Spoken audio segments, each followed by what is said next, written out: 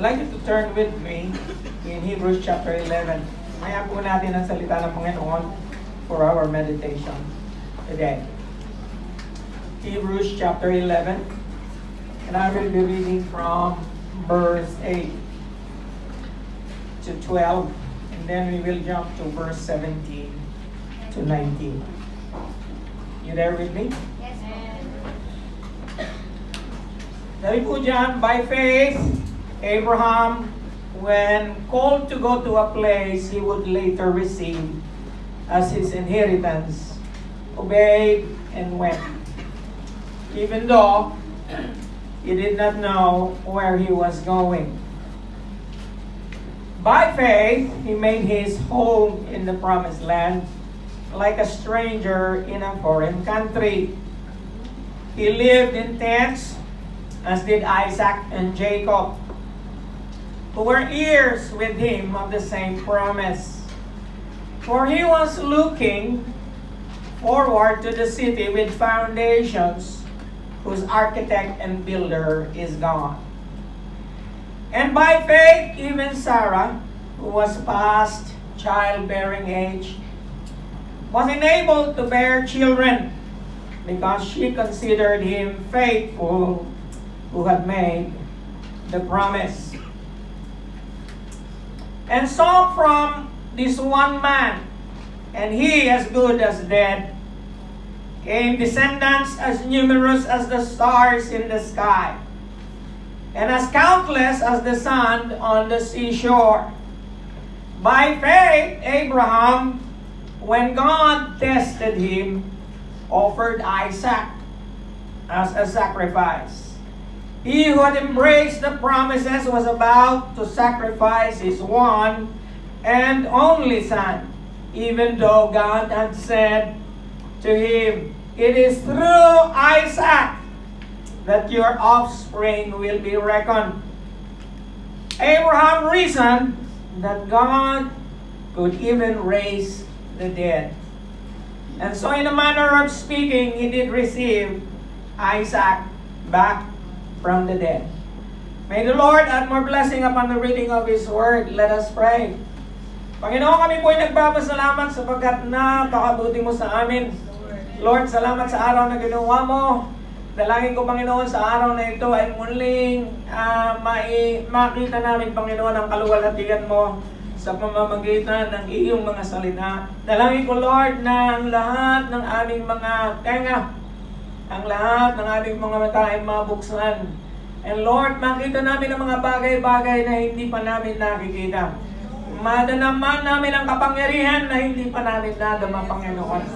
And Lord, salamat po na lalamas ang bawat isa na may panibagong pag-asa, matibay na pananampalataya na ikaw nga ang tunay na Diyos ni Abraham ay Diyos namin ngayong araw na ito at magpakailan pa man.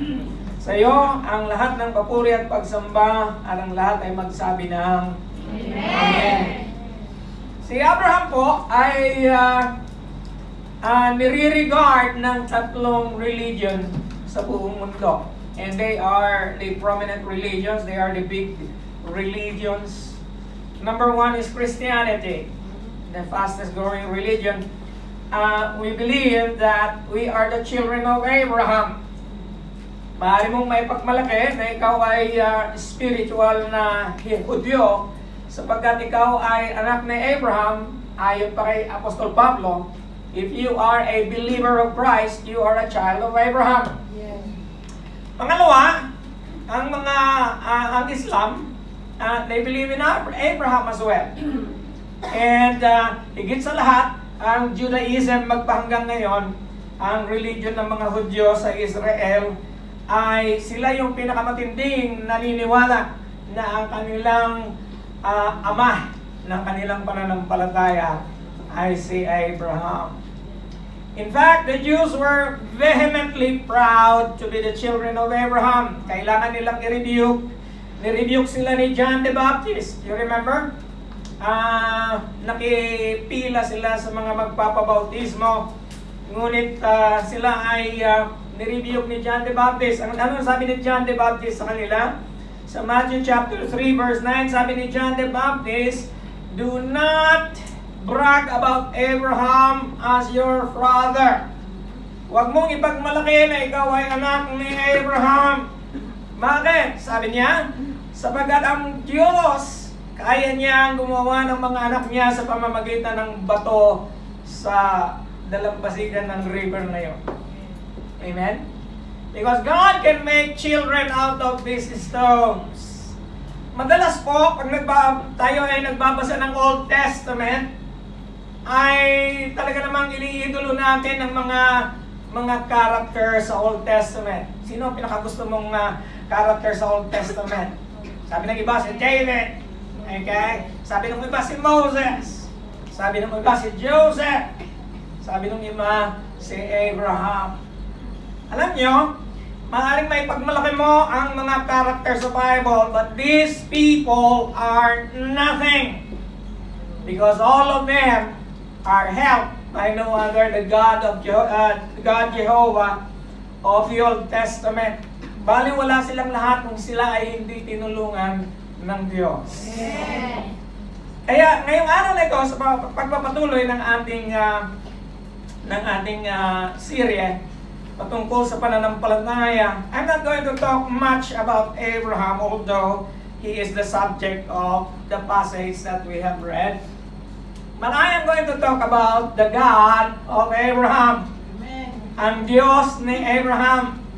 Kasi ang pinaka bayani, ang leading actor ng salita ng Diyos ay hindi ang mga karakter na ito, kundi ang Panginoong Diyos. Amen. Now, today we are going to look into the passage and learn something about God. Not something about Abraham, but something about God. Okay? And so, alam niyo si Abraham, 76 times na na-mention siya in the New Testament. Matindi sa Old Testament, 159 times. In fact, he is the most often quoted character in the New Testament, especially by the Lord Jesus Christ. Before Abraham was, I am. Sabi niya, bago pa si Abraham nabuhay, andyan na ako. Kaya babatuhin sana siya ng mga Hudyo. Now, one of the things about Abraham is this. In James chapter 2, verse 23, Abraham believed God. And it was credited to him as righteousness. And he was called God's friend.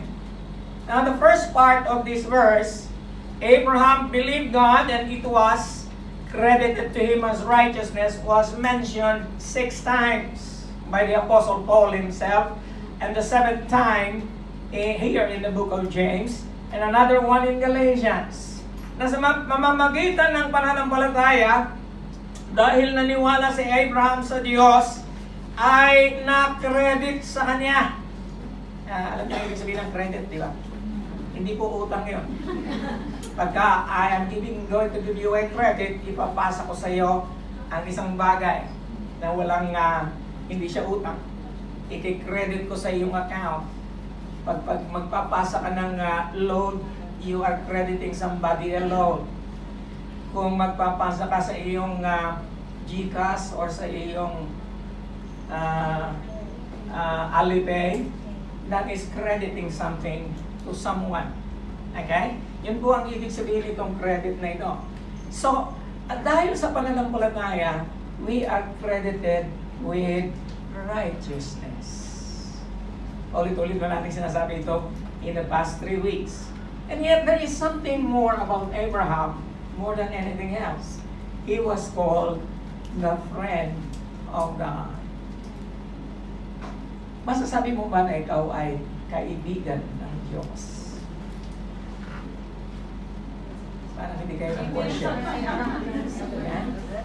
Hallelujah. Masasabi mo ba na ikaw ay kaibigan ng Diyos? Okay? Hallelujah. Hindi ko sasalungatin yan. Okay? Another verse na nais kong just for background's sake, in Joshua chapter 24, verse 2, it reveals us something about Abraham. This particular passage reveals to us that Abraham, just like you and me, is not perfect. It reveals something that the background of Abraham is just like so many of us. All of us, in fact, including me. Sabi ni Joshua, and he said to all the people, "Thus saith the Lord God of Israel, your father dwelt on the other side of the flood." Now, minsan nalilito ka sa kabila ng baha. Ang ibig sabihin po ng baha na yan, yung word of flood na yan ay river. And he is in fact mentioning the Euphrates River that is in Iraq right now. Okay, sabi niya, ang inyong mga ninuno ay namuhay sa kabilang ibayo ng river ngayon, ng sapang yun. In the old times, even Terah, the father of Abraham and the father of Nahor, ito yung gusto kong malaman ninyo, na ang pamilya Abraham at pamilya Terah, okay, they serve other gods. So, long before they knew God, katulad ng marami sa atin, at tayo lahat pala, bago natin nakilala ang Panginoon, idol worshiper tayo. Amen? Ayaw niyo yan ang aminin? We were all idol worshippers. And here you will notice na kahit si Abraham, siya ay tinitingala ng ilang bilyong katao dito sa buong mundo, katulad mo lang siya before he came to know God. We are all idol worshippers before we came to know God. Amen? And so, today, dito mo makikita yung habag at biyaya ng Diyos sa lahat ng tao. Ang pangako ni Lord kay Abraham, in you will all the families of the earth be blessed. Sa pamamagitan mo, ang mga pamilya ng mga bansa ay ma-bless. More on that later. But sufficient it is for us today to discuss at least 3 things about the God of Abraham. Gusto kong kilalanin natin ang Diyos ni Abraham. Okay? 3 bagay lamang po ang nais kong ipahayag sa inyo patungkol sa Diyos ni Abraham. Unang-una sa lahat, ang Diyos ni Abraham ay unrevealing. Say that word with me. Unrevealing. Okay.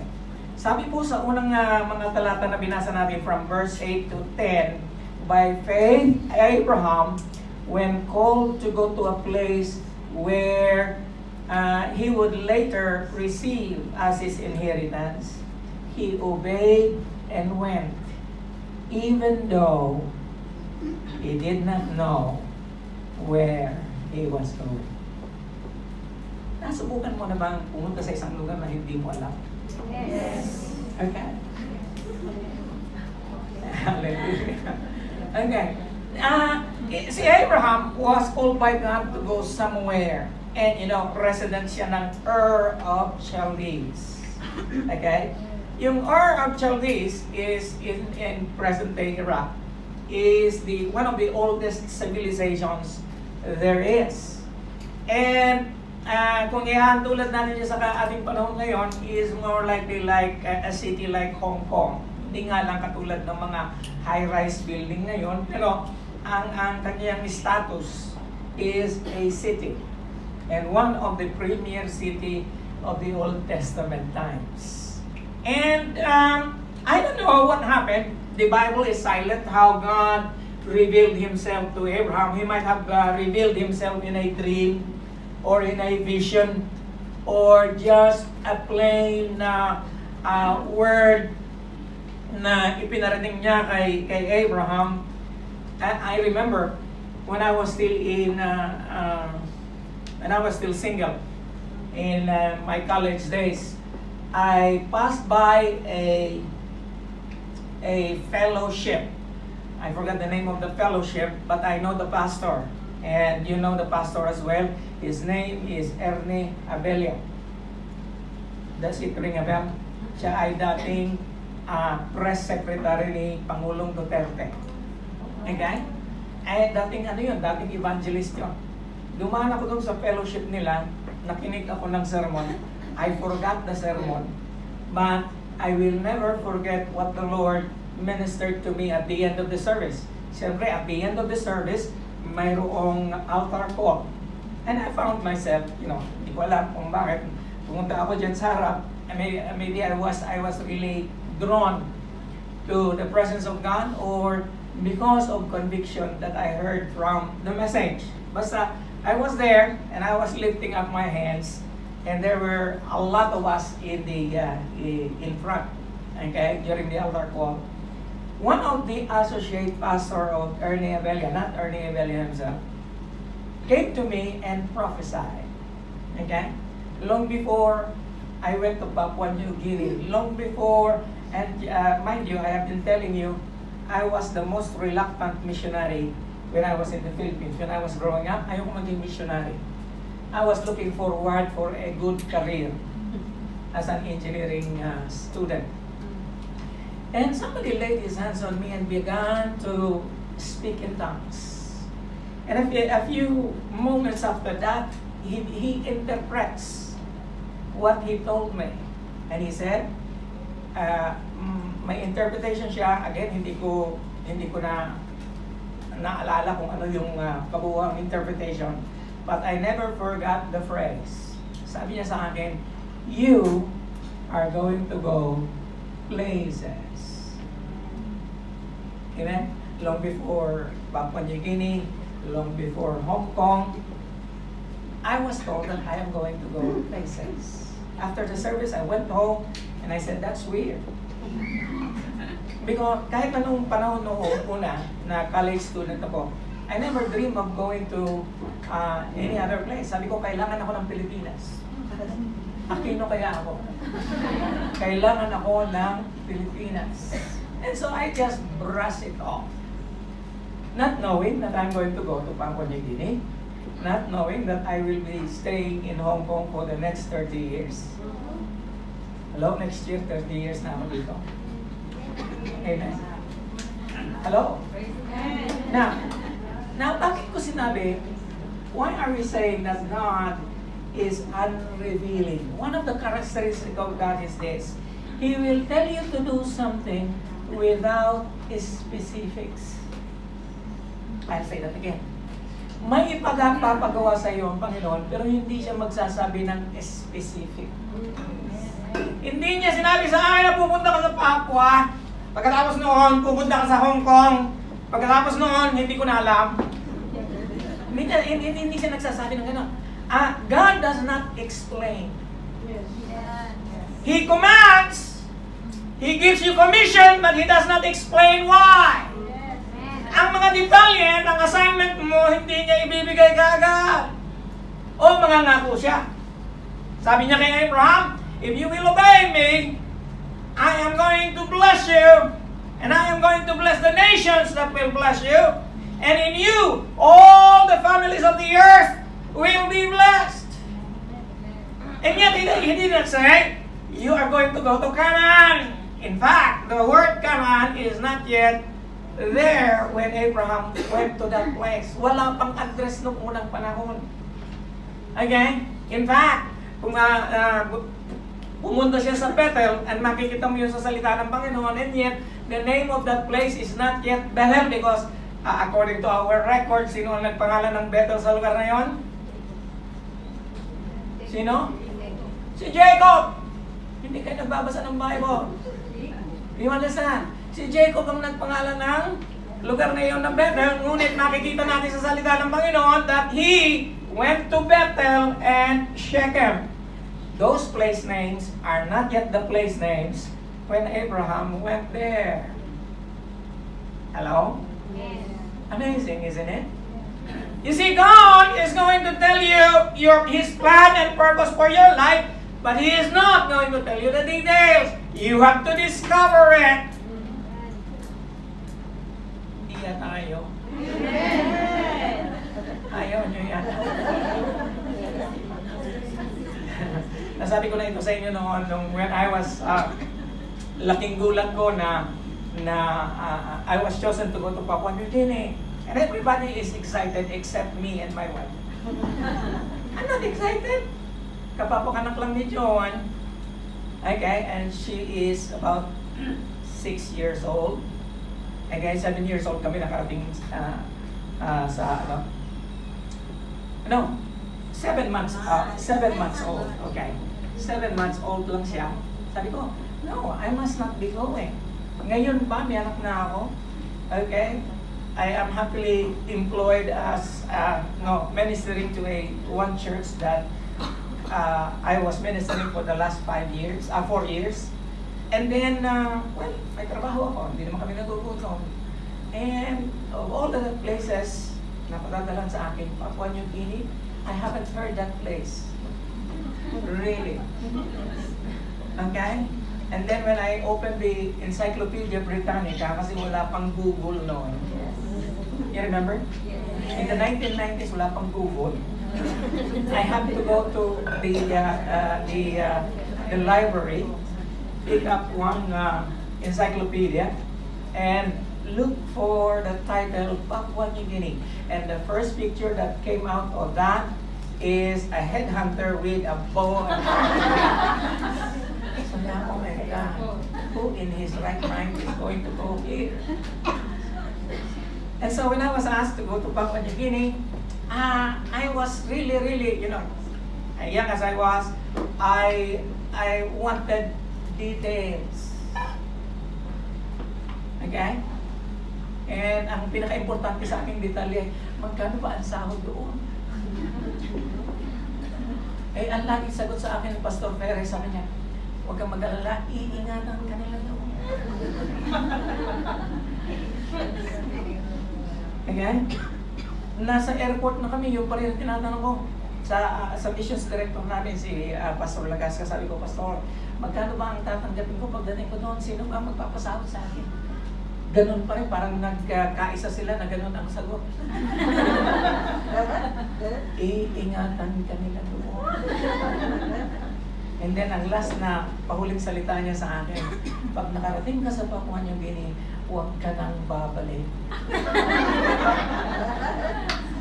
Yun na sa mga sabi. Alam niyo, noong unang panahon, pagka-pastor ka, graduate ka ng Bible College, gusto mong magpastor, ihahatid ka ng isang supervisor sa isang probinsya, okay? At pagbaba ninyo sa bus, bibigyan ka niya ng kaunting salapi. Okay? Pera, tao kayo salapi. Okay? Bibigyan ka niya ng kaunting pera at sasabihin niya, ipagpipray ka niya. Okay? Magtatangs pa siya. And then sasabihin niya sa iyo, mahala ka na. Okay, mag-report ka sa district after 1 month. Hindi niya sasabihin sa'yo, saan ka titira. Hindi niya sasabihin sa iyo kung anong gagawin mo, paano ka magsisimula. Idadrop ka lang niya doon, aalis na siya. Ganon ang mga pastor noon. Ngayon, hindi na. You understand?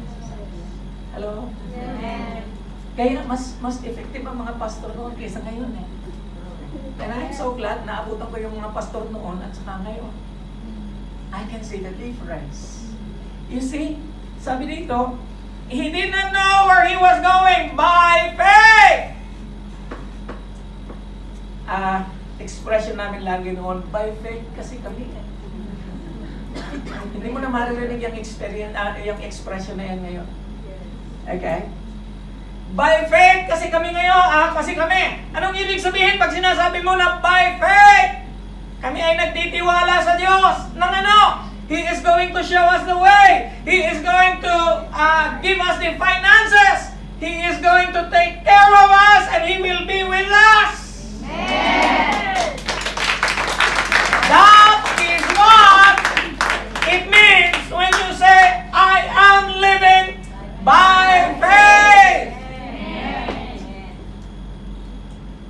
You see, God doesn't give you specifics. Why?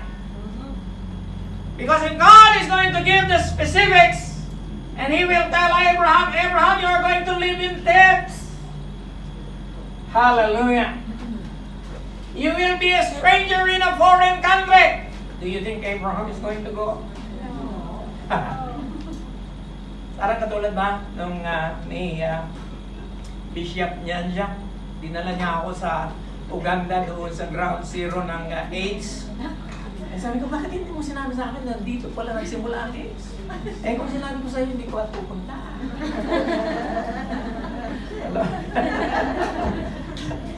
Hallelujah. And so he said here, by faith he made his home in the promised land like a stranger in a foreign country. Strangers. When I went to Papua New Guinea, I didn't even know where to start. Yung nag-invite sa akin na superintendent ng Foursquare doon sa lugar na yun, dinala niya ako sa Talahiban. And yun sa atin, ang Talahiban eh, yung pugunan, di ba? Eh yung Talahib sa kanila ay lampas tao eh.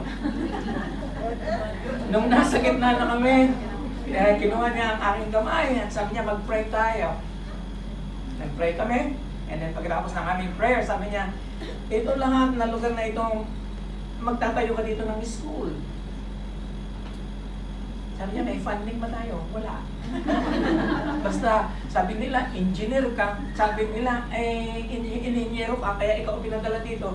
Tatayo mo ang school dito. Magtatayo ka ng church dito, ng dormitory doon. Sabi ko, ha? And you know what? In all my life, I have never held a hammer. Karpintero ba ako? Hindi ako nakahawak ng martilyo. And yet, before I left, I built at least some structures there. Amen?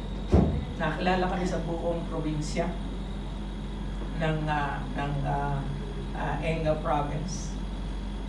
I built a house, one house. I built a classroom. I built a workshop. And I built a dormitory. Hello? Amen. Ay, marunong naman ako mag-drawing. Yung paghampas na lang ng martilyo. Amen? And praise the Lord, hindi ko alam. Kasi yung tatay ko, sabi niya, pag hindi mo ako binigyan ng diploma, hindi na kita anak. And of all the things, gusto ko maging abogado. Wala kami pampayag sa law school. Ang pinakamurang kurso noon, engineering. Ay, engineering ang kinuha ko. Hello? Eh, akala ko nga, hindi ko na magagamit eh. Nasa Papua ako. Paano ako mag-engineer doon? Ito na. Gagawa ka ng school. Amen? And I did it. Amen? Amen. Bye! Praise.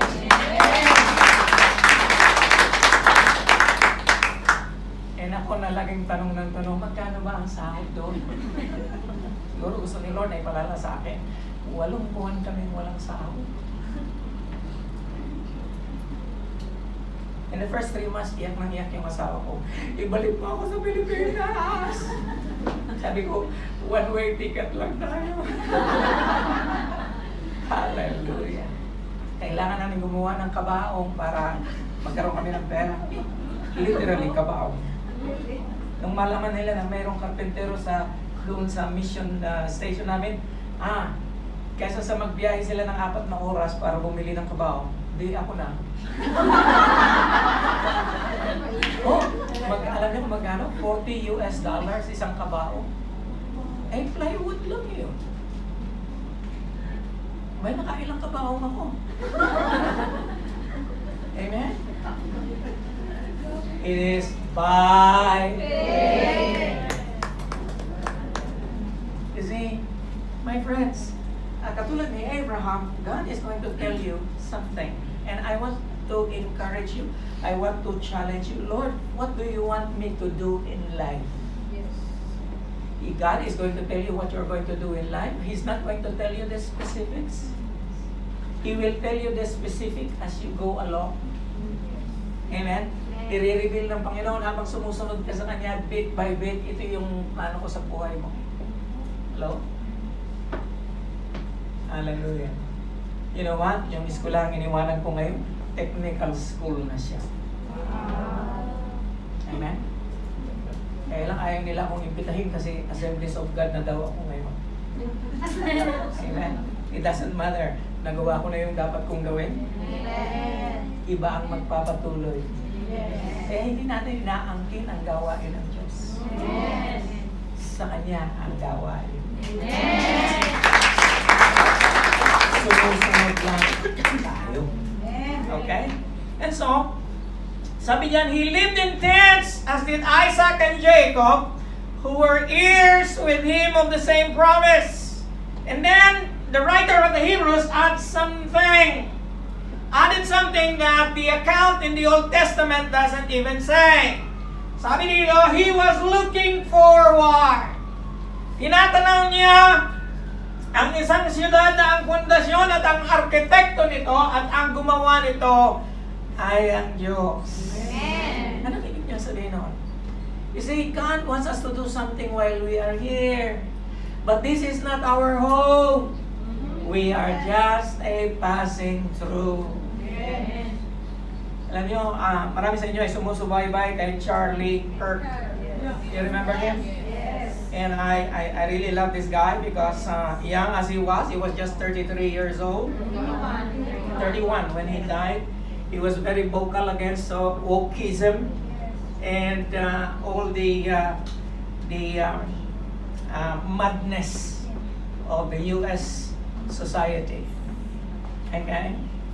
And he was loved by many, but he was hated by as much as well, even more, because of his message. And he is a Christian. And he always tells the people about God. And I really admire him. I really admire him, my daughter as well. And I felt a sense of loss nung namatay siya. And yet, here is something. That guy was looking forward to the city. Okay? He was not afraid because he is not of this world. Same thing with us. We are not of this world. Payak lang ang buhay natin dito. Sabi ko nga, lagi natin sinasabi na ang pinakamatagal mong buhay dito, mga 100 years old lang. Siguro dito sa life ko ay hindi pa makakaabot ang marami. Hello? Pinatataas ko nga ang kamay niya. How many of you wants to be 100? Taas ang kamay. O, tinan mo, ikaw lang.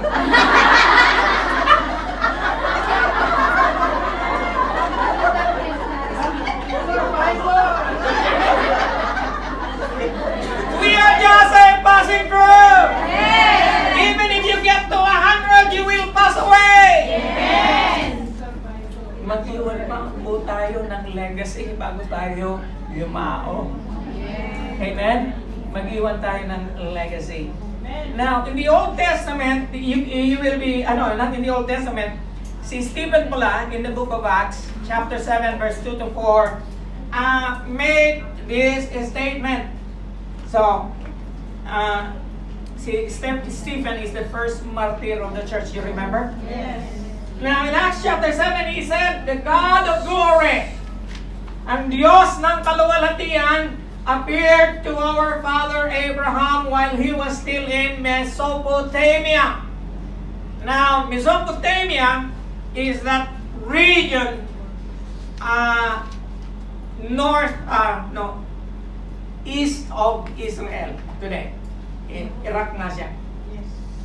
Before he lived in Haran, leave your country and your people. He heard God saying, leave your country and your people and go to the land I will show you.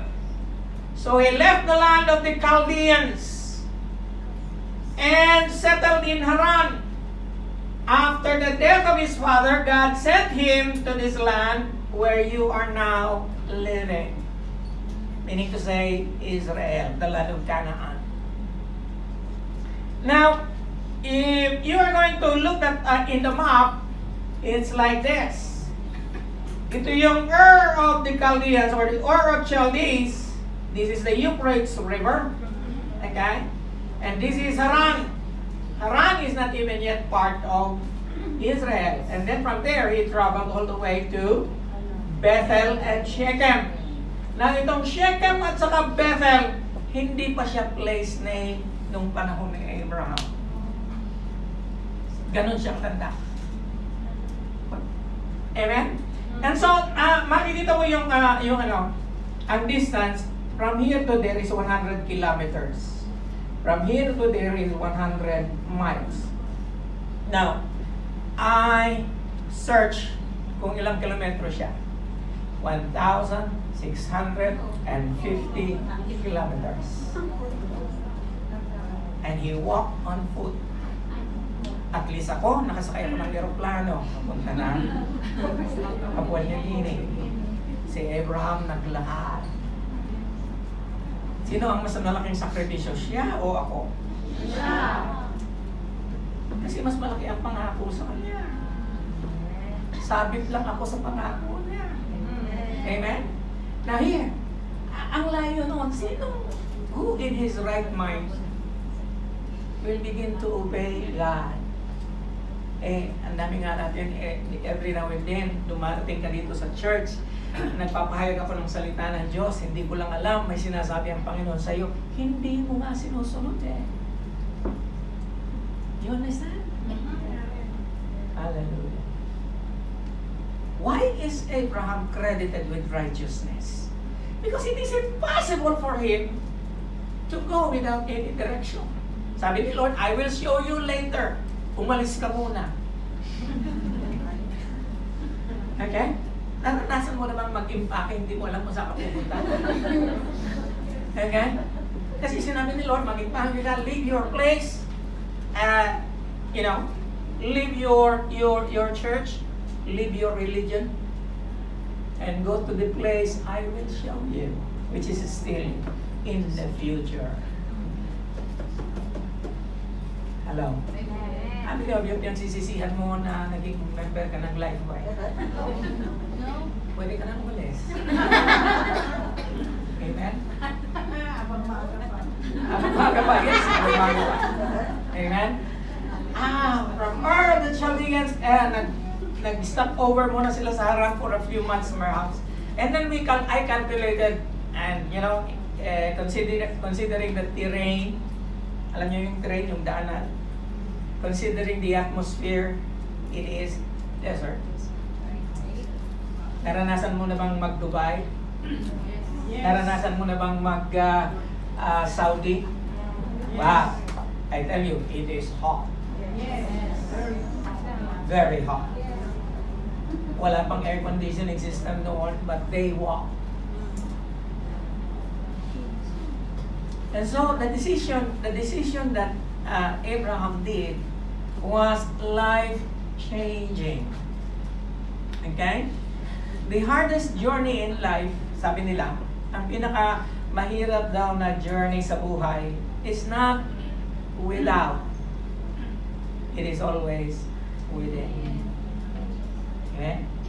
Ang pinakamahirap ng paglalakbay daw ay hindi yung paglalakbay sa labas, kundi sa loob ng damdamin. Pangalawa, sabi niya, from what you have to what you do not have. Yung mga bagay na meron ka ngayon na ayaw mong bitiwan. Kaya nga, nag-i-struggle kayo umuwi Kasi nga, alam nyo, immediately pag uuwi ka, wala ng 30 mil. Wala na. Kaya magdalawang isip ka pa. Kaya lang pagka si Lord na nagsasabi sa'yo, ay umuwi ka na. Ano gagawin mo? Really? Really? May pangatlo ba? From the known to the unknown. Yung bagay na alam mo at yung bagay na hindi mo alam. Mas madaling sundin yung mga bagay na alam mo. Yes. Alam mo, nung pagdating namin sa Port Moresby, which is the capital of Papua New Guinea, bababa kami dahil kailangan namin sumakay ng domestic flight. Alam mo, bumulaga sa amin doon sa pavilion ng airport, Papua New Guinea, the land of the unexpected.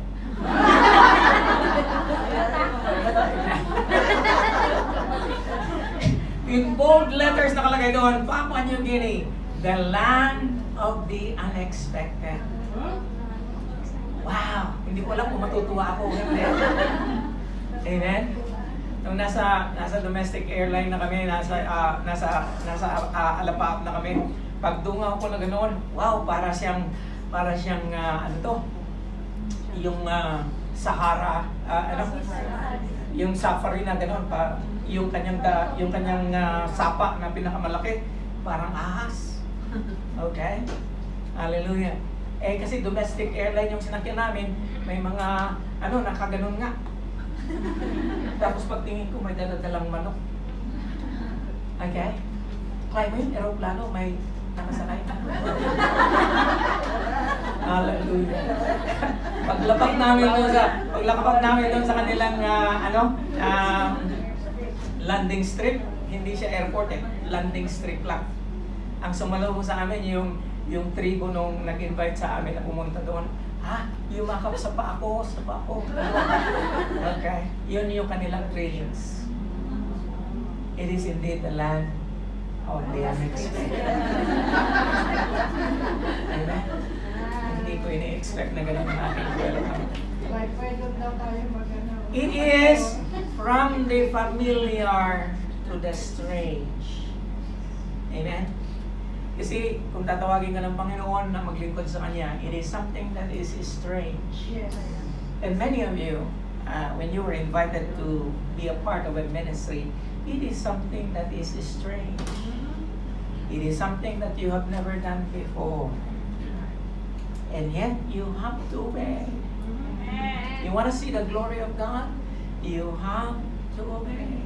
Amen. He does not reveal everything, and yet, hallelujah, it is a glorious thing to obey. Amen? Sabi po, ng isang manunulat, hindi ko siya kilala, so huwag na natin basahin yung pangalan niya. The testing of Abraham's faith was not for God to see if Abraham would obey. Ang test daw, o ang pagsubok ni Abraham sa kanyang pananampalataya ay hindi upang ang Diyos ay malaman niya kung susunod si Abraham o hindi. Actually, God already knows everything from A to Z. Yes.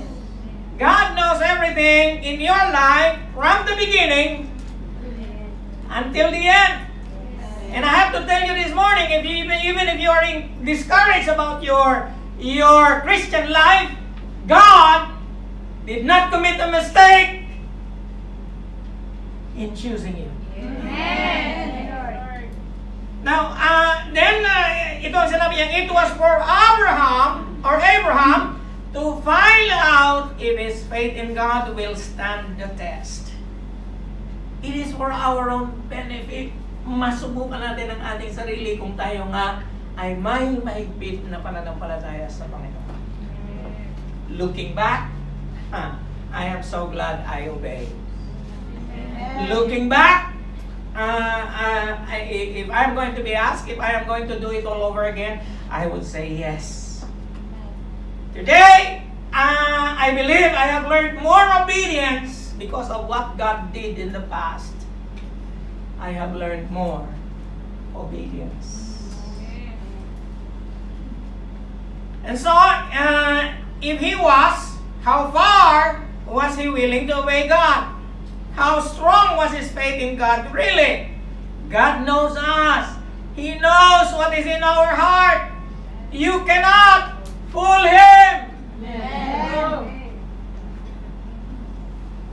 Alam ni Lord kung anong nasa puso mo eh. Okay? And so, hindi natin siya maluloko. You cannot fool Him. Now, here is what Abraham and Sarah was when they were still in Ur of Chaldees. Galing, no? Siguro hindi mo na-appreciate kasi That was 4,000 years ago.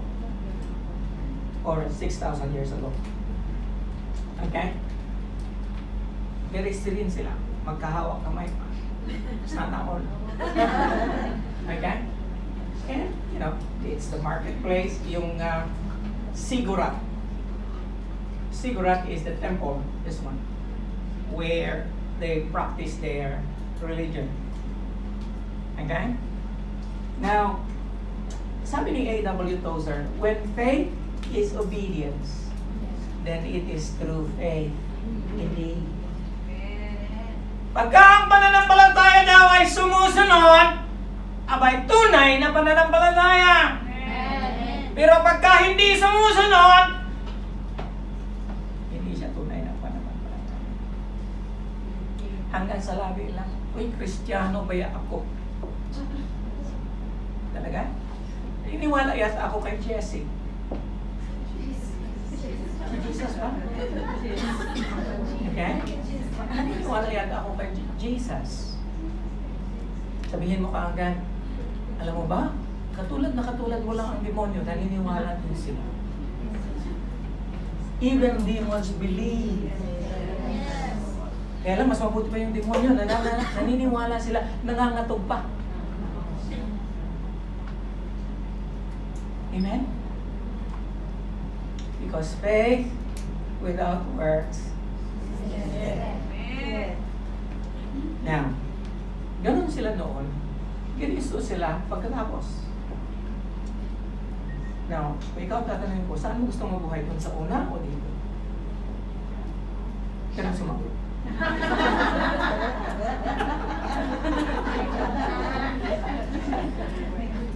Hallelujah. They begin to learn how to live a nomadic life. Alam niyo yung nomadic life? Pa-transfer ka. Kaya nga sa tent sila. Pagka naubos na ang pagkain sa lugar na yan, transfer na naman sila. Pagka nag-change ang season, transfer na naman. If there is anything that is very hard to do even in Hong Kong, ay palaging nagta-transfer. Yes. You understand? And that is the new lifestyle. Okay? And yet, Abraham obeyed God. Why? To trust God in the light is nothing. But to trust God in the dark, that is faith. Amen. Pagka nagtitiwala ka sa Panginoon kahit na walang clue. Okay? Yun ang tunay na pananampalataya. Amen? Eh, basta paano kung magkamali ako? Laging may nagtatanong sa akin na ganyan eh. Pastor, sabi mo, sumunod ako sa Panginoon kahit hindi ko naiintindihan ang sinasabi niya. Paano kung magkamali ako? Huwag kang mabahala, itutuwid ka ni Lord. Hello? Kung alam ng Panginoon na nagkakamali ka, itutuwid ka ng Panginoon kasi alam niya sumusunod ka sa Kanya. Amen. Alin ang mas maayos? Itinutuwid ka ng Panginoon dahil sumusunod ka sa Kanya o hindi ka itutuwid ng Panginoon dahil hindi ka sumusunod? Hello? Mas mainam na yung sumusunod kahit hindi mo alam. Kahit nagkamali ka, itutuwid ka. Amen.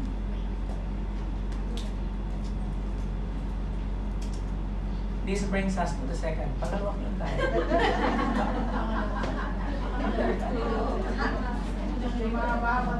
Okay? Pangalawa. Sabi natin kanina, God is unrevealing. Hindi niya inire-reveal kagad ang lahat ng plano niya sa buhay mo. You need to seek after Him. You need to find His face. Ang pangako ni Lord, you are going to see me if you will find me with all of your heart. Ang Panginoon na ating sinasamba ay misteryoso. Amen? Pangalawa, uncompromising. So kanina, unrevealing. Ngayon naman, uncompromising. Now, nagulat ako nung binabasa ko ito. Dahil ito ay patungkol kay Abraham, ngunit nabanggit ng asawa niya na wala akong magandang recollection kay Sarah. Okay? Kasi, di ba tumawa siya? Amen? Sabi nila, by faith, even Sarah, who was past childbearing age. You see, when God appeared to Abraham, Sarah was 65 years old. Abraham was 75. By then, bumaba na ang longevity ng mga tao. Iba dati si Noah, at saka si Enoch, at saka si Abel, 900 years ang buhay nila. Pagdating kay Abraham, halos hindi pa makaabot ng 200. In fact, si Abraham died at 165. Okay? Si Sarah, mas nauna sa kanya is 135 lang. Okay? So pagka 65 ka na, hindi ka na talaga manganak. True or false? True. Okay? Ngayon nga, kahit 40, parang mahirap na eh. Diba? Kailangan assisted na siya. Okay? Now, by faith, Sarah was past childbearing age, was enabled to bear children. I like the word enable. Tinulungan ng Diyos or kinasihan ng Diyos na magkaroon ng anak. Because He considered him faithful who had made the promise. Now, I want you to know this. The wording of the writer of Hebrews. He was past childbearing age. He was enabled to bear children.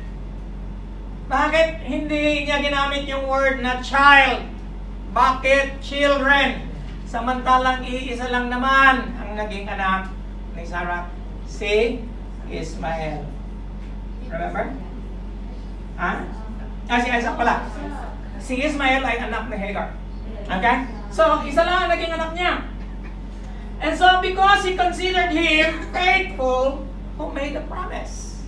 Isa lang ang ibig sabihin ng writer ng Hebrews. Ang Panginoon uncompromising, hindi siya nagbibigay ng concession, nor does He change His mind. Pag sinabi niyang manganganak ka, kahit 70 ka na manganganak ka. Amen. Pag-asa pa. Kaya hindi ko sinasabi sa iyo yan ngayon, ha? Kung si Lord ang magsasabi. Okay?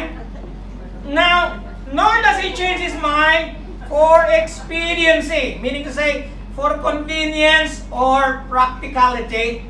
Hindi nag-change ang salita ng Panginoon. Ang pangako ng Diyos ay matutupad. Amen. Ang plano ng Diyos, walang sino mang makasasalungan. Yes. Hello? And so, he said here, and so, nag-shift na ngayon, instead with Sarai, from this one man, hindi naman si Abraham, ang manganganak si Sarai naman. Pero bakit ang honor na kay Abraham? Kasi ang pangako na kay Abraham. Maliwanag? Yes. And so from this one man, he as good as dead. You see, pag 75 ka na nung unang panahon, you are good as dead. Meaning to say, you cannot bear children anymore. He as good as dead came descendants, not only one kid, Isaac, but descendants. Now, of course, hindi na nakita. Nakita man kasi nag-asawa pa siya pagkamatay ni Sarah. Of course, may anak siya kay Hagar na si Ismael. And then, nagkaasawa pa siya si Keturah. Okay? Si Keturah, marami siyang naging anak kay Abraham. Now, as numerous as the stars in the sky, and as countless as the sand on the seashore. Now, siguro sabi mo, figure of speech lang yan, as many as the stars in the sky. Mga kapatid, kahit na ang Panginoon ay gumagamit, ang salita ng Diyos ay gumagamit ng figure of speech, ngunit ang fulfillment is literal. Paano nangyari yun na si Abraham ay nagkaroon ng anak na kasing dami ng bituin sa langit na hindi mo mabilang? You know why? Because God is referring to children by faith. Yes. And it is you and me. Amen. And all the others that worship God today. Hallelujah. My friends, God does not make concessions. Kaya napakahalaga na lagi tayong nagbabasa ng salita ng Diyos eh. Kasi mayroong isang particular passage that is going to be very, very meaningful to you. And it is a promise. Okay? Hindi na maling Jeremiah 29. Basta't in-embrace mo siya. Para bang nangako sa iyo ang Panginoon, for I know the plans I have for you. It doesn't matter kung may 70 years of bondage. No. God is going to fulfill His promise. Kaya, huwag po tayong magsawang magbasa ng salita ng Panginoon kasi ang mga pangako ng Diyos, pinanghahawakan yan. Amen. Hindi nagkakaroon ng katuparan ng pangako ng Diyos kung hindi pinanghahawakan. Hello? Amen. Now, sabi ko kanina, I don't have a very joyful or positive thought about Sarai. In the first place, katatapos lang magsabi ng Panginoon that I am going to give you a son. Naghintay sila ng ilang taon, wala pa mang yun. So, sa kahihintay nila, sino unang nabagot sa kahihintay? Si Sarah. So sabi niya kay Abraham, the Lord has kept me from having children. Can you imagine that? Kaya never say, the Lord has kept me from having a husband. Hello? Okay?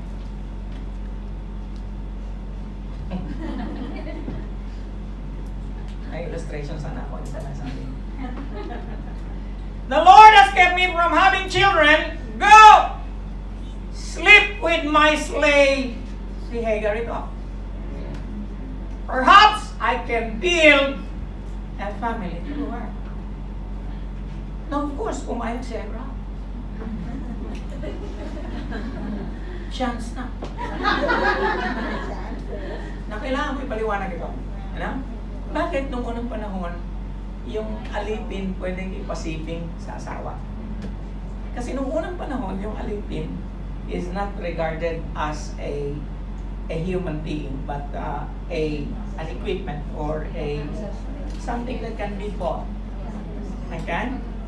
And they can be, and totoo itong nangyari, kasi pagka hindi nagkaroon ng anak yung asawa, legal and allowed na yung servant is going to raise a children after them. So that the name of the person will not be erased in history. Maliwanag? Ayun na. Okay. So,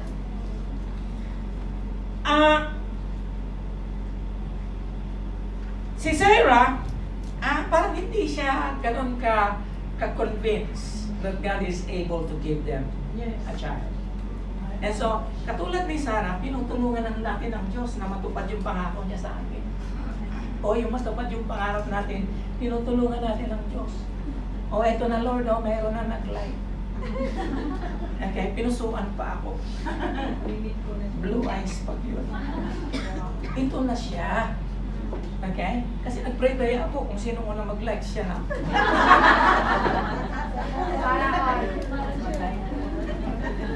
Diba? Yun minsan ang ating justification. We justify things dahil gusto natin. Isa lang masasabi ko sa iyo, kapatid, huwag mong pangunahan ng Diyos. Amen. Amen? Now, Job confessed in Job chapter 42 verse 2. Sabi niya, I know that you can do all things. Sabi ni Job, Lord, nalalaman ko na kaya mong gawin ang lahat ng bagay. Wala kang purpose, there is no purpose of yours that can be thwarted. May layunin ka at walang sino man ang makapipigil sa iyong layunin. And that is the reason why God is uncompromising when it comes to His Word.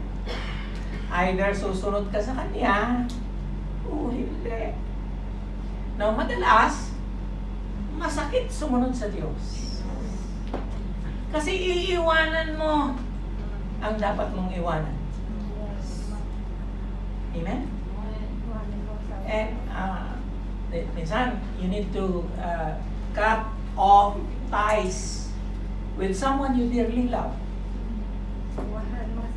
Hello? Eh, kahit nga sa anak, sabi ng Panginoon, pag mas mahal mo ang anak mo kaysa sa akin, you are not worthy of me. Eh, yung pa kayang ex? Yung pa kayang sabit lang sa relationship? Alam nyo, alam ng Panginoon ang puno, ang dulo ng buhay mo. Pagka hindi ka pumalas dyan, ay it is to your own peril. Ikaw ay nasa delikadong pamumuhay. And God is going to do everything in His power to convince you to cut off ties. Abraham cut off ties with his land. Amen? He was even asked to cut off ties with Isaac, which is the next thing that we are going to talk about. And yet, you see, hindi lang si Sarai, si Abraham mismo. Sabi ni Lord kay Abraham, nung ipinanganak na si Ismael, tuwa si Abraham, may anak na siya, si Ismael. Ngunit sabi ni Lord sa kanya, I'm sorry, but that is not the child I was referring to. You are going to have a son. Okay? Yan lang, katulad ni Abraham, matigas ang ulo natin.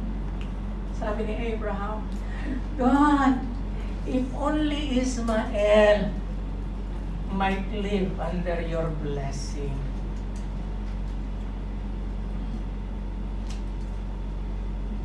Parang sinasabi mo na, Lord, sana ito na. Eh, hindi nga eh.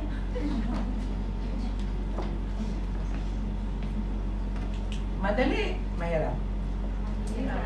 Uy, lalo na pagka nakakiss na, mahirap na yan.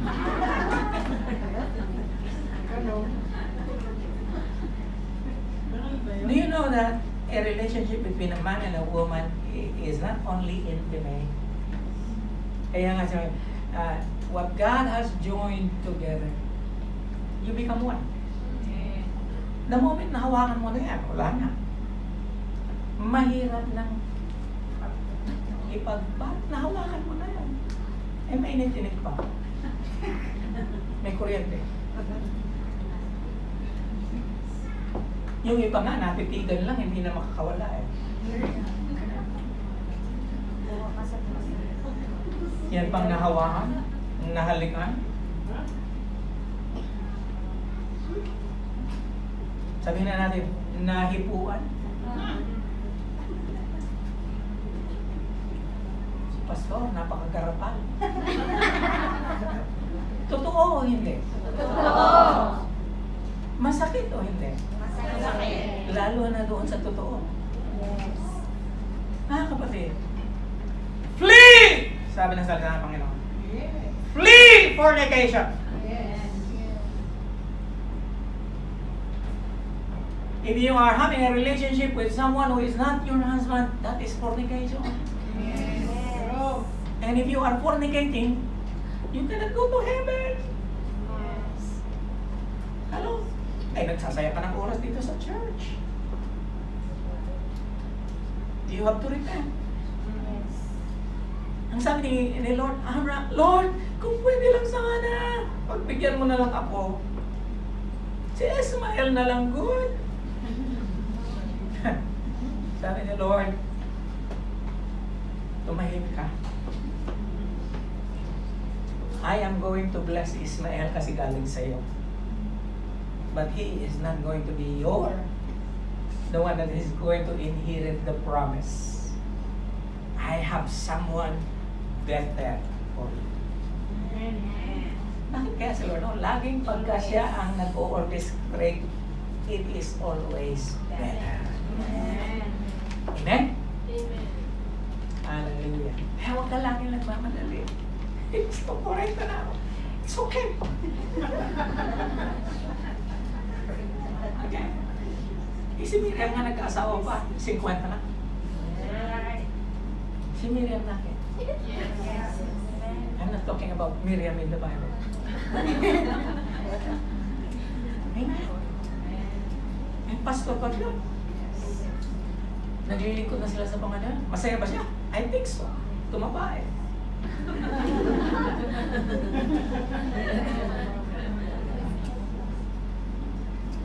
Now here is Sarah again. Sheila! To herself, sabi niya, after I am worn out and my master is old, will I now have this pleasure? Alam mo kung ilan ang edad niya nung sinabi niya yan? Ha? 90. Actually, 89. Kasi the following year, when she was 90, she bore Isaac. Si Abraham, 100. Is there anything too hard for the Lord? No. No. Nothing is too hard for the Lord. Okay. Now, paano nangyari ito? Di ba mayroong 3 anghel na dumating? Pinakain ni Abraham. And then habang kumakain sila, sabi niya, ng 3 anghel, sabi niya, next year, on the same day, you are going to have your son. Eh, narinig ni Sarah habang nagluluto doon sa loob ng tent. Sabi niya,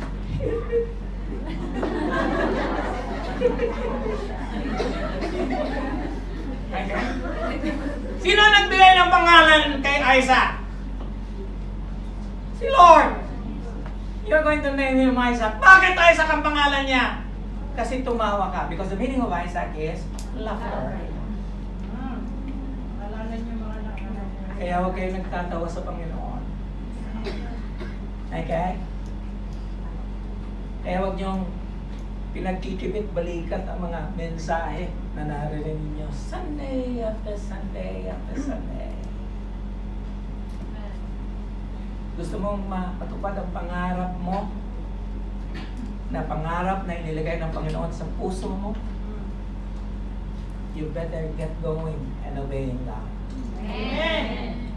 Because if you do not, hallelujah, it is not going to be laughter. It is going to be crying. Amen? Now, eto na. Pinaka-hintay natin. Genesis 21, 1-3. The Lord visited Sarah as he had said, and the Lord did to Sarah as he had promised. And Sarah conceived and bore Abraham in his old age, and at the time of which God had spoken to him. Abraham called the name of his son who was born to him, whom Sarah bore him, Isaac, because that is what God told him. Amen? So, my friends, pag si Lord ang nangako, matutupad. Amen. Amen. Si Abraham Lincoln during the war in the United States, Civil War. Noong unang panahon, there is a war between the North and the South. Okay? And nung malapit na silang matalo si Abraham Lincoln, he was then a general, not yet president. Sabi nung kanyang adjutant, Lord, sabi niya,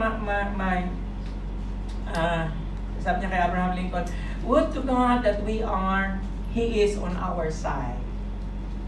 Sabi ni Abraham Lincoln, my concern is not whether God is on our side. My greatest concern is to be on His side. Because God is always right. Amen. Sabi niya, matalo man tayo o manalo, ang concern ko ngayon ay hindi na si Lord ang nasa ating side. Ngunit tayo ay nasa side ng Panginoon. na tayo ay sang-ayon sa Kanya. Bakit?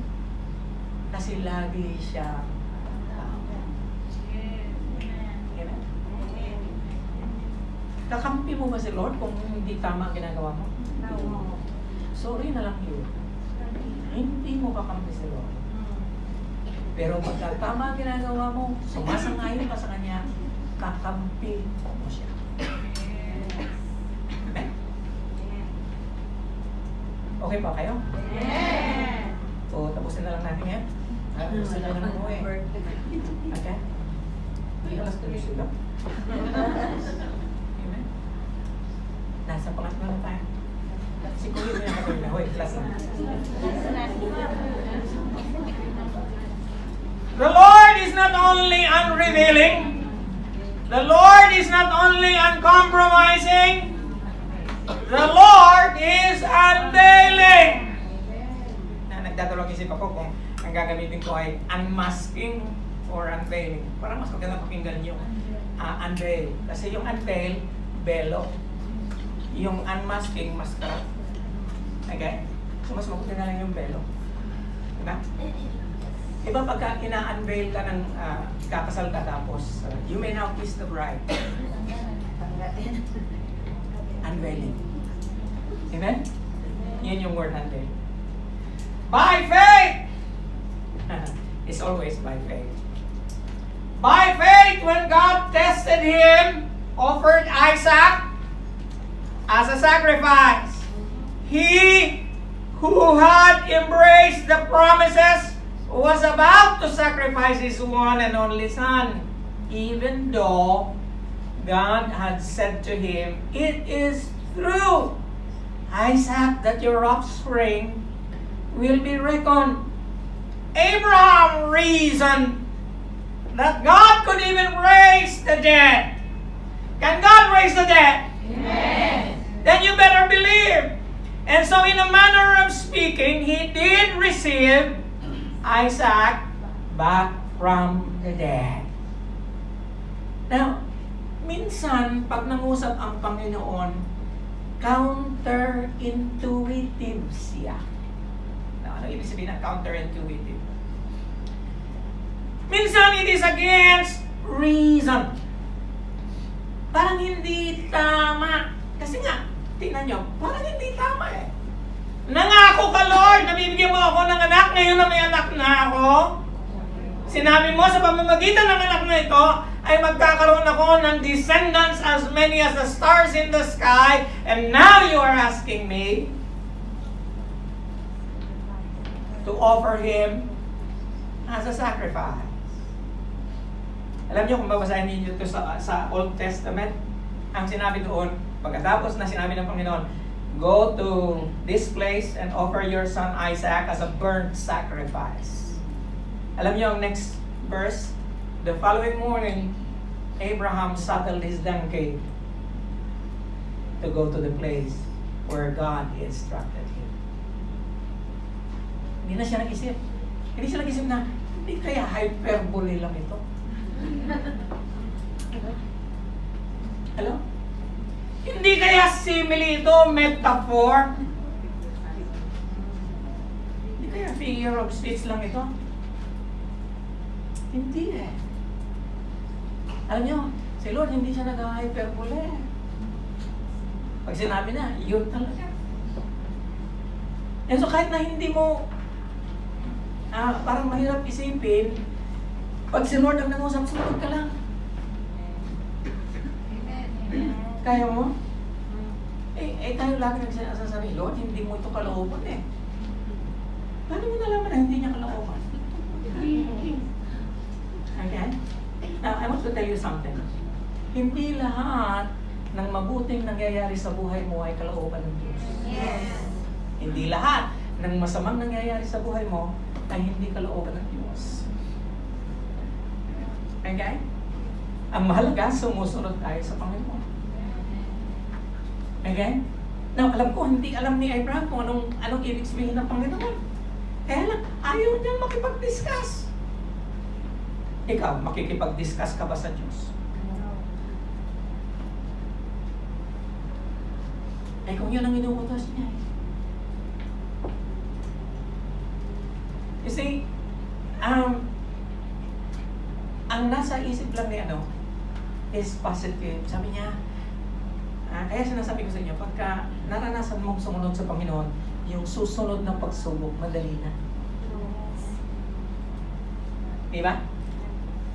Pag naranasan mong magtiwala sa Panginoon, yung susunod na mga pagsubok ng buhay, madali na. Kasi hindi ka na mag-iisip. Kasi kilala mo na ang Panginoon. Sabi niya, kung mali ang gagawin ko, tutuwid niya ako. Kasi nag-reason si Abraham, sabi niya, bakit ba kung ialay ko si Isaac? Kaya niyang buhayin si Isaac pagkatapos. Can you see the reasoning? Yes.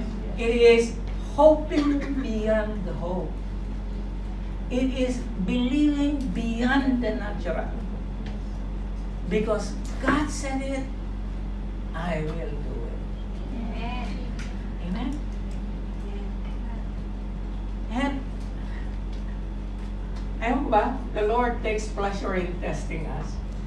Kaya sabi ni James 1:2-3, my brethren, count it all joy when you fall into various trials, knowing that the testing of your faith produces patience.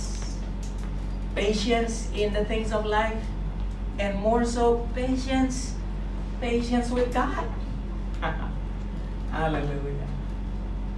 Kasi you are persuaded na hindi nagkakamali ang Diyos. Lagi siyang tama. Kaya ang reasoning mo lagi, si Lord, lahat ng ginagawa niya tama.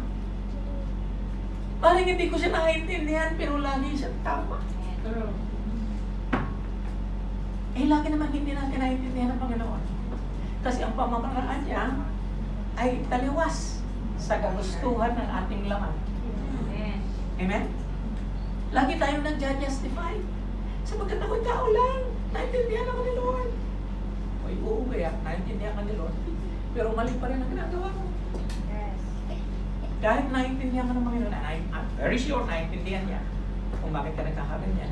And yet, alam pa rin ng Panginoon na mali ang ginagawa mo.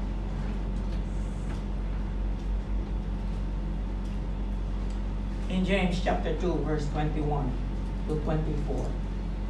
Was not our father Abraham considered righteous for what he did when he offered his son Isaac on the altar? You see that his faith and his actions were working together. And his faith was made complete by what he did. And the scripture was fulfilled that says, Abraham believed God, and it was credited to him as righteousness. And he was called God's friend. Again, that verse again that says, by faith he obeyed God. And because of his obedience by faith, it was credited to him as righteousness.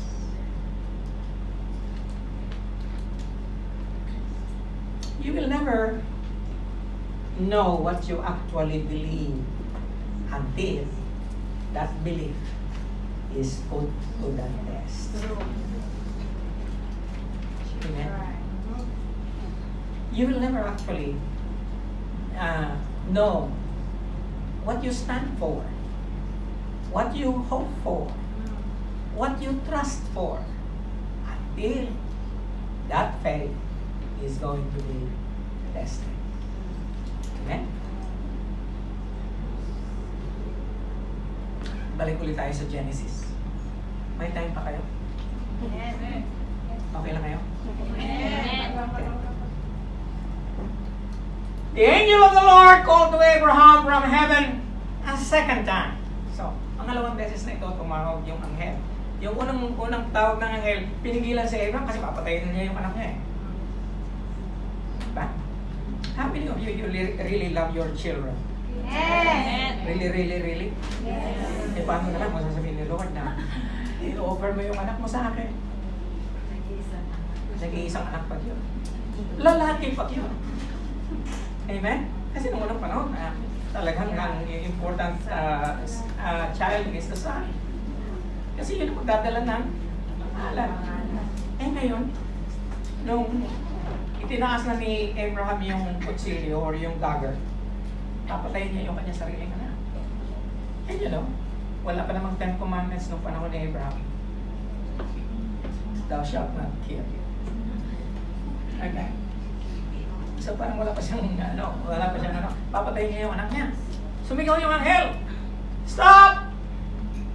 Okay? Pinigilan niya sa Abraham. Now I know what is in your heart. And then, hindi pa nagkasya. Tumawag uli ang anghel. The second time. Ano sinabi niya? And said, I swear by myself. Akalain mo si Lord? Nanumpa sa sarili niya. Can you imagine that? How can God do that to someone? Making a promise and swearing by himself, declares the Lord, not because you have done this and have not withheld your son, your only son, I will surely bless you. Anything that you withhold from God, God does not bless. But everything that you do not withhold from God, He blesses. Maniwala? Okay. I will surely bless you and make your descendants as numerous as the stars in the sky and the sand on the seashore. Your descendants will take possession of the cities of their enemies. Now, every time na nire-repeat ng Panginoon yung promise niya, dinadagdagan niya. Tingnan nyo, paulit-ulit na itong promise na ito ikatatlong beses na ito na sinabi niya kay Abraham. Kanya lang meron siyang idinagdag. Anong idinagdag niya? Your descendants will take possession of the cities of your enemies. Kaya, di ba sabi ko sa inyo, unrevealing ang Panginoon? Hindi niya nire-reveal lahat. Kahit may yung pangako niya, hindi niya nire-reveal lahat. Bakit? Kasi as we obey God, as we learn to obey Him, as we learn to walk with Him, padagdag na padagdag ang biyaya. Amen.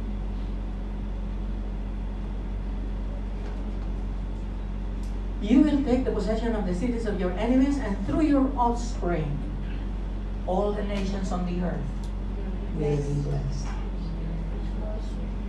Hallelujah. Because, the only reason is because you obey me. Hanggang hindi ka sumusunod, kapatid, paano na lang? Amen?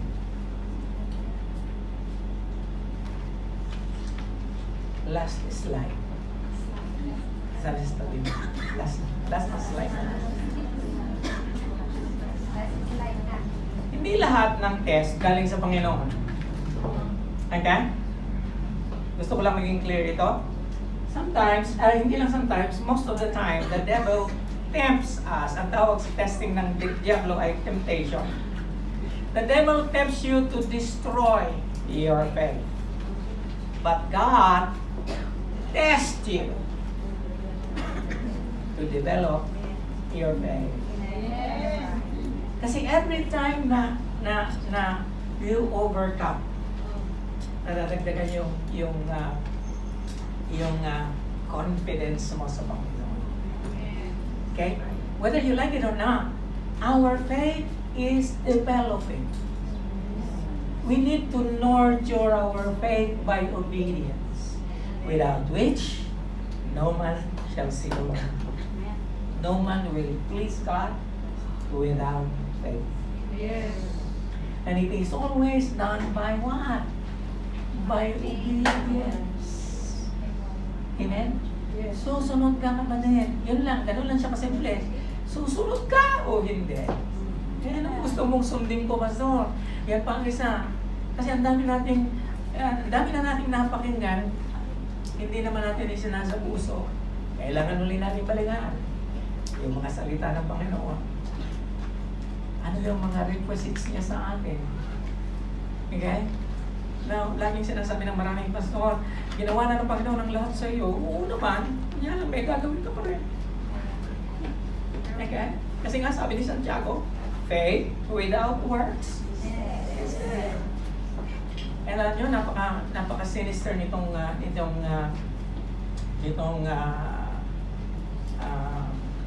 theology na ito.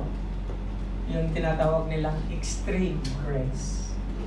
I believe that the grace of God is extreme. There is no other more extreme than the grace of God. But then again, because the grace of God is extreme, we have a greater responsibility to respond in obedience. Amen? Dahil sa napakalaki at napakayamang biyaya ng Diyos, marapat lamang na paglingkuran natin siya. Marapat lamang na sundin natin siya. Marapat lamang na paligayahin natin siya.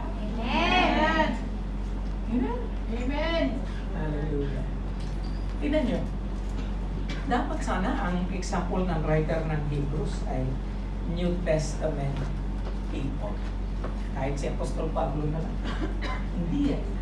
Ang example niya lagi, Old Testament. The whole of Hebrews chapter 11, ang example niya doon ay mga New Testament characters. Bakit? Because faith is not only in the New Testament. It is more so in the Old Testament. True. In fact, dapat mas may pananampalataya tayo ngayon kaysa sa kanila. Bakit? Ang banal na spirito ngayon lang ibinuhos sa atin. Sa Old Testament, wala. Ngayon, kita natin ang mga ehemplo, kita natin ang lahat, ipinahahayag sa atin linggo-linggo na kailangang sumunod tayo. Amen. Amen? Shall we rise? Would you close your eyes with me? Ilan po sa inyo ngayong hapong ito gusto mong sumunod sa Panginoon 100%? If you are here this afternoon and you want to say in your heart, Lord, I want to obey you in everything. Maybe the Lord has given you a burden right now. Sinasabi ng Panginoon sa iyo, i-obey me. Hindi mo alam, kahit hindi mo alam kung paano gagawin mo. I want you to lift up your hands because I want to pray with you. Tuturuan ka ng Panginoon para ka magkakaroon ng way. Magbubukas ng opportunity si Lord para sa iyo na makasunod ka sa Kanya. Bibigyan ka ng kakayahan ng Panginoon. Bibigyan ka ni Lord ng wisdom, knowledge, and understanding kung paano ka magdidesisyon. And so this morning, I want you to lift up your hands to the Lord. The Lord knows. Alam ng Panginoon kung ano nangyayari sa buhay mo. And maraming mga bagay, kahit ako hindi ko alam. Ngunit sa Lord, wala tayong maitatago sa Kanya.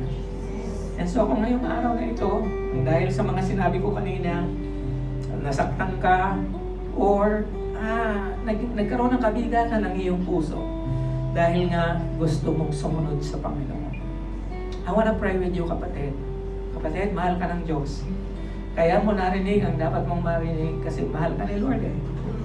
And mahal ka ng Panginoon, ayaw ng Panginoon na mapariwara ka, na malayo ka sa Kanya, na patuloy mong papasanin itong conviction na ito sa habang buhay. And the Lord is going to help you right this very moment. Hallelujah. Lift up your hands. Yes, thank you for that hand. Yes. Yes. How many of you are going to make a very important decision in your life? Lift up your hand as well. I'm going to pray for you in a very short while.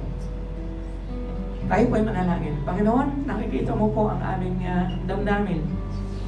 Maging ang aming pag-iisip, Lord, nababasa mo. Lord, di pa man namin iniisip, alam mo na. Lord, tinawag mo kami dahil may plano ka sa buhay namin. Lord, alam ko, Panginoon, na tinawag mo ako. Lord, nakilala kita. Ngunit, Lord, napakahirap magdesisyon ng mga bagay-bagay na amin ang naratnan sa aming buhay.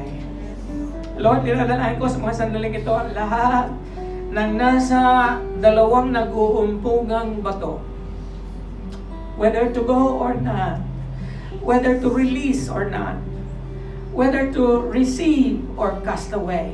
Panginoon, things are, bigyan mo kami ng mga pagkakataong ito upang magdesisyon. Dalangin ko, Lord, na ang bawat isa ay magdesisyon para sa iyo. Lord, help me na mag-decide ako para sa iyo. And Lord, kung ako may magkakamali, Panginoon, ituwid mo ako, Panginoon. Lord, I trust you. I believe in you. I believe in your word. I love you, Lord. And I am going to obey you. Hallelujah. Hallelujah. Sabihin mo sa Panginoon, Lord, ako ay susunod sa iyo. Tulungan mo ako na sumunod sa iyo, Panginoon. Tulungan mo ako, Lord, na ipagkaloob ang lahat ng buhay ko. Hindi ang kapiraso lamang, hindi ang bahagi lamang ng aking katawan, kundi ang buong katawan, buong kaluluwa, buong pag-iisip, Panginoon, ay susunod sa iyo. Lord, bakit? Lagi kang tama, Panginoon. Hindi ka nagkakamali. Lagi kang tama sa iyong mga payag. Lagi kang tama, Panginoon, sa iyong mga judgment. You are always right. You are never wrong. You are always true.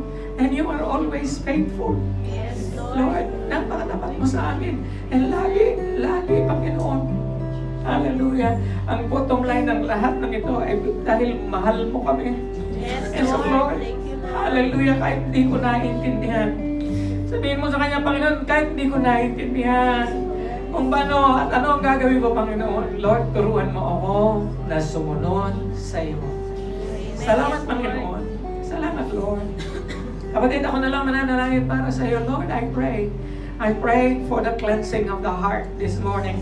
I pray that every heart that has listened to your word, Lord, will be cleansed. Lord, every doubt of God, I rebuke every doubt in the name of Jesus. Natalangin ko, Panginoon, na ang lahat ng desisyon na mangyayari sa mga sandaling ito ay ayon sa iyong kalooban. Lord, salamat sa napakalaking pintuan na bubuksan mo. Salamat sa assistance na nanggagaling sa iyo. Salamat sa banal na Espiritu na magbibigay ng wisdom, knowledge, and understanding. Lord, katulad ni Abraham, Lord, we are just passing through. Lord, saglit lamang kami sa buhay na ito, Panginoon. I pray na mag-iiwan kami ng isang magandang legacy, a legacy of righteousness for the next generation. Panginoon, salamat po sa iyong ginawa at gagawin pa. Salamat sa araw na ito na ginawa mo sa amin. Salamat sa kapangyarihan ng banal na Espiritu. Salamat sa iyong mga salita na nagbigay ng panibagong pag-asa, panibagong antas ng pananampalataya, panibagong pahina ng aming buhay. Sa iyo, ang lahat ng pag-uri at pagsamba. Purihin natin ang Panginoon. Hallelujah! Hallelujah! Hallelujah!